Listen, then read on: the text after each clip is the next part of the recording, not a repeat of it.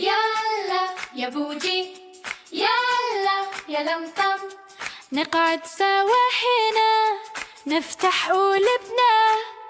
يلا يا بوجي، يلا يا طمطم، نسمع حكاية جديدة من حكايات رندا. دروس وحكاية نسمع ونفهم، تبقى معانا وتعيش جوانا. يلا يا بوجي، يلا يا طمطم، نسمع حكاية جديدة من حكايات رندا. احكي ولعبة وحكمة حلوة نخليها دايما في بالنا. يلا يا بوجي، يلا يا طمطم، نسمع حكاية جديدة من حكايات رندا.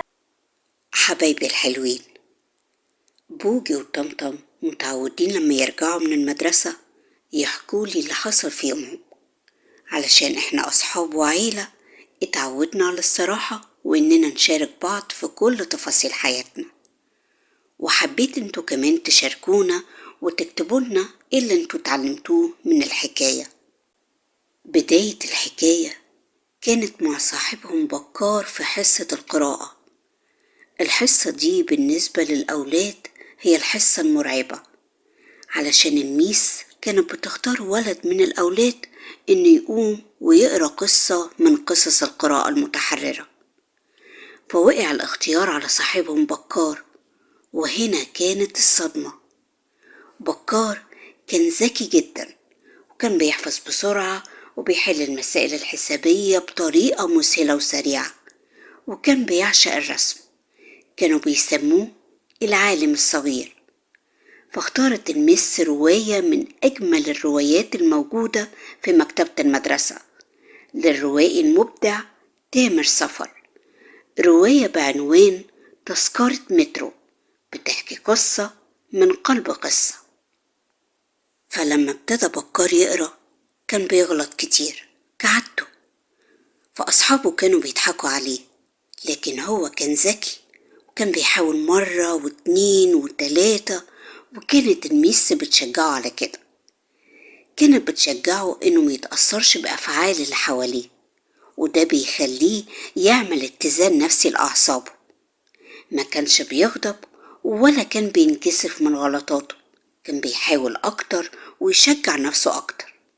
في اللحظة دي الميس لعبت مع الأولاد لعبة وحبت تعلمهم درس.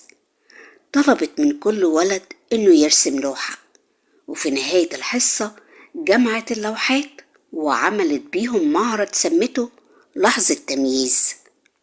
وهنا كانت المفاجأة، كل الموجودين وقفوا قدام لوحة واحدة، لوحة صدمت الحضور، بتحكي إحساس الانكسار والمقاومة اللي رسمها بكار في شجرة بلا ثمر. فالميس وقفت قدام اللوحة وقالت بصوت كل هدوء: حبايبي وأولادي جيل المستقبل، لازم نعرف إن الضحك على غيرنا غلط. كل واحد فينا ممكن يغلط، المهم إنك تحاول، علشان كل واحد فينا عنده حاجة بتميزه. أهم من العلم هو الأدب، فإنك لازم تحترم اللي حواليك. العلم من غير أدب زي الشجرة من غير ثمرة، فالأدب هو اللي بيزين العلم. الأدب بيرفعك، والعلم من غير أخلاق بيوقعك. العلم مهم أكيد، لكن الأدب أهم. خليك مؤدب ومتواضع وساعد غيرك، علشان ربنا يحبك والناس كمان.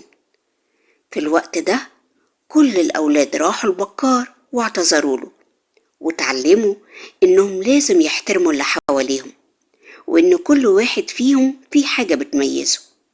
خلصنا حكايتنا، وأشوفكم في حكاية جديدة من حكايات رندا مع بوجي وطمطم.